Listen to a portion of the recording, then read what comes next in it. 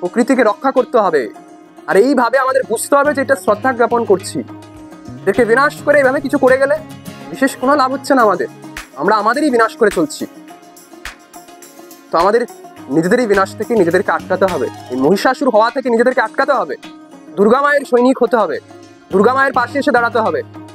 এই যে দুর্গা মায়ের পাশে লক্ষ্মী, সরস্বতী, কার্তিক, গণেশ, এরাও দুর্গা মায়ের সহযোগী হয়ে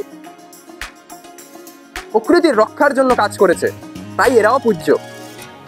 তাই দুর্গা মায়ের সঙ্গে এদেরকেও পুজো করা হচ্ছে, কারণ এরাও প্রকৃতির রক্ষার জন্য কাজ করেছে।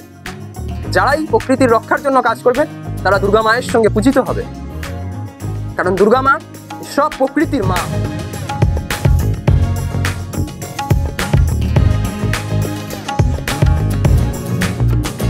আমরা দেখি যে মহাদেব ওনাকে ত্রিশূল দিচ্ছেন, ভগবান বিষ্ণু ওনাকে চক্র দিচ্ছেন, এইভাবে অন্য অন্য দেবতারাও বিভিন্ন কিছু ওনাকে দিচ্ছেন। তো দুর্গা মা মানা সব কিছুর যে বিশিষ্টতা আছে সেই সব কিছুর বিশিষ্টতাকে নিয়ে প্রকট হন, সব কিছুর বিশিষ্টতাকে নিয়ে প্রকট হন, সব কিছুর যে শক্তি সেই সব কিছুর শক্তিকে নিয়ে প্রকট হন। তো বুঝতে হবে যে মহিষাসুর মানে কি, মহিষাসুর কেন এত ভয়ঙ্কর। মহিষাসুর এই জন্য এত ভয়ঙ্কর কারণ মহিষাসুর কোনো কিছুই মানেন না।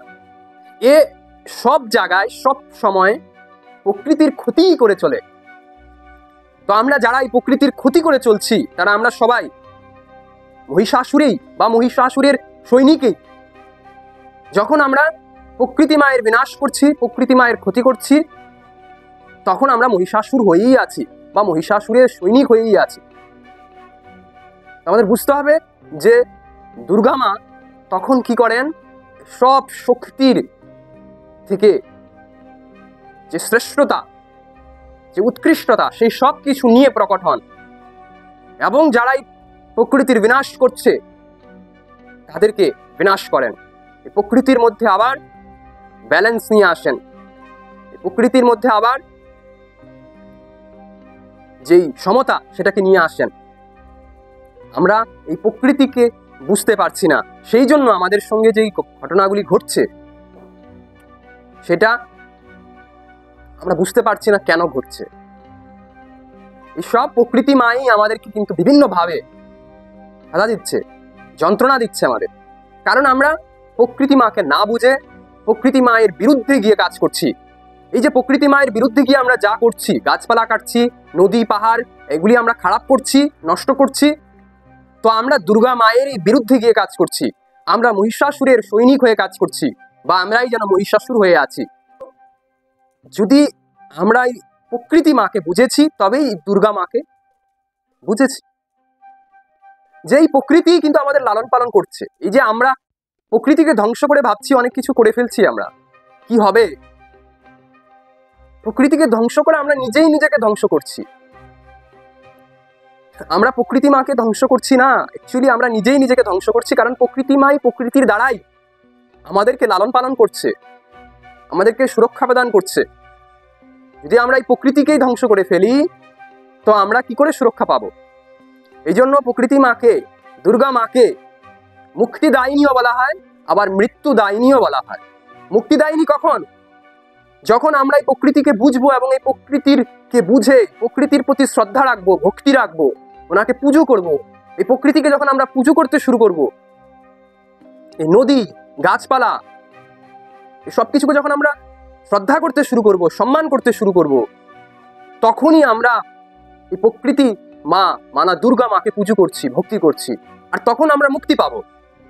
যদি দেখছি তার বিপরীত গিয়ে আমরা করছি, গাছপালাকে কাটছি, নদী পাহাড় সাগর এই সব কিছু খারাপ করছি, প্রদূষণ করছি, তবে আমরা প্রকৃতি মায়ের বিরুদ্ধে গিয়ে লড়াই করছি, প্রকৃতি মায়ের সঙ্গে লড়াই করছি, যেন মহিষাসুর হয়ে, মহিষাসুরের সৈনিক হয়ে, সেনাপতি হয়ে।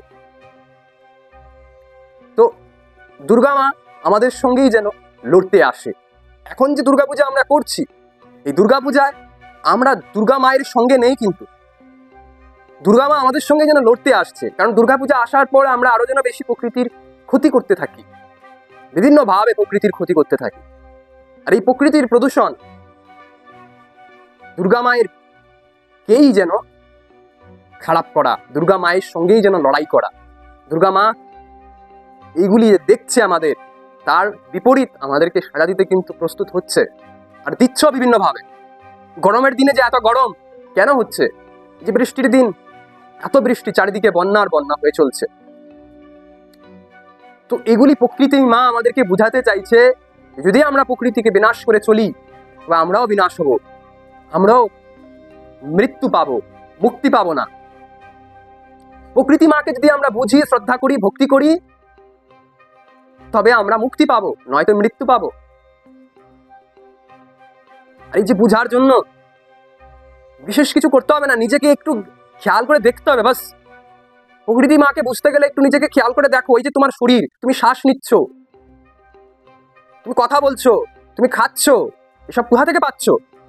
প্রকৃতি মায়ের কাছ থেকেই তো পাচ্ছ। একটু খেয়াল করে তোমার শরীরটা কিভাবে নির্মিত হয়েছে, প্রকৃতি মায়ের দ্বারাই নির্মিত হয়েছে, প্রকৃতি মায়ের দ্বারাই বড় হচ্ছে, চলছে, আর তুমি প্রকৃতিকেই খারাপ করে চলছো। তুমি কি করে রক্ষা পাবে? বলা হচ্ছে ধর্ম রক্ষতি রক্ষমাম। আমরাই প্রকৃতির বিনাশ করছি, মানে ধর্মকে রক্ষা করছি না, ধর্মকেই বিনাশ করছে। ধর্মকে বিনাশ করলে আমাদেরও বিনাশ হবে। আমরা যদি ধর্মকে রক্ষা করি, এই প্রকৃতি মাকে রক্ষা করি, তবেই আমাদের রক্ষা হবে, নয়তো আমাদেরই বিনাশ হবে। বুঝতে হবে আমাদের যে এই প্রকৃতির প্রতি যে আমাদের দায়িত্ব, এই প্রকৃতির রক্ষার প্রতি যে আমাদের দায়িত্ব, সেটা আমাদের ধর্ম। সেটার বিরোধিতা করি যদি আমরা, তবেই আমরা অধর্ম করছি। যেইভাবেই আমরা এখন পুজো করে যাই, সেইভাবে প্রকৃতির ক্ষতি হয়ে যাচ্ছে। তোমাদের বুঝতে হবে, প্রকৃতি মায়ের ক্ষতি করলে হবে না, প্রকৃতি মাকে বুঝে তার প্রতি শ্রদ্ধা সম্মান নিয়ে আসতে হবে। সব পুজোর সঙ্গে প্রকৃতি মাকে জড়িয়ে দেওয়া হয়েছে। প্রকৃতি মায়ের প্রতীক স্বরূপ বিভিন্ন পশু পাখিদেরকে দেওয়া হয়েছে।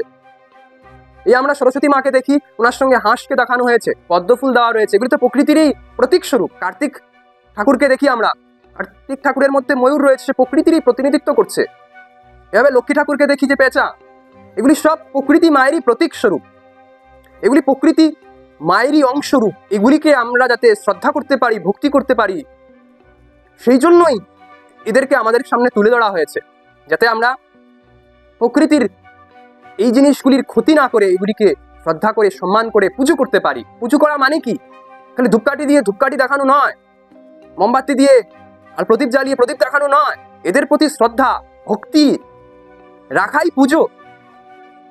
প্রকৃতিকে রক্ষা করতে হবে, আর এইভাবে আমাদের বুঝতে হবে যে এটা শ্রদ্ধা জ্ঞাপন করছি। এদেরকে বিনাশ করে এভাবে কিছু করে গেলে বিশেষ কোনো লাভ হচ্ছে না আমাদের, আমরা আমাদেরই বিনাশ করে চলছি। তো আমাদের নিজেদেরই বিনাশ থেকে নিজেদেরকে আটকাতে হবে, এই মহিষাসুর হওয়া থেকে নিজেদেরকে আটকাতে হবে, দুর্গা মায়ের সৈনিক হতে হবে, দুর্গা মায়ের পাশে এসে দাঁড়াতে হবে। এই যে দুর্গা মায়ের পাশে লক্ষ্মী, সরস্বতী, কার্তিক, গণেশ, এরাও দুর্গা মায়ের সহযোগী হয়ে প্রকৃতির রক্ষার জন্য কাজ করেছে, তাই এরাও পূজ্য। তাই দুর্গা মায়ের সঙ্গে এদেরকেও পুজো করা হচ্ছে, কারণ এরাও প্রকৃতির রক্ষার জন্য কাজ করেছে। যারাই প্রকৃতির রক্ষার জন্য কাজ করবে তারা দুর্গা মায়ের সঙ্গে পূজিত হবে, কারণ দুর্গা মা সব প্রকৃতির মা। বুঝা যাচ্ছে?